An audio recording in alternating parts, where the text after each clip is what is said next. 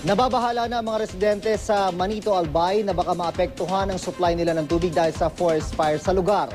Isa pang binabantayan ang geothermal power plant na malapit sa nasunog na kagubatan. Ang Maynita Balita at ni Mav Gonzales.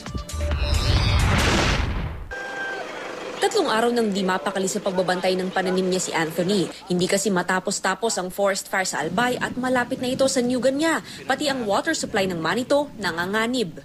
Hanggang pag lumalakas ang hangin, umaakyat hanggang doon ako, maapektuhan kami dito. Pag mahina na yung tubig ng papuntang Manito, yung supply. Oo. Kasi habang tumatagal yan, babawas yung tubig. Oo. Kawawa yung sinusupplyan ng tubig. Matagal yan maapula dahil hindi naman umuulan. Hindi kaya ng manpower ang pag-apulan yan dahil forest fire yan eh. Ang effect, kung lives ang pag-uusapan, wala. Pero kung hanap buhay ang pag-uusapan, marami. At saka yung mga natural forest, yan ang sayang dyan.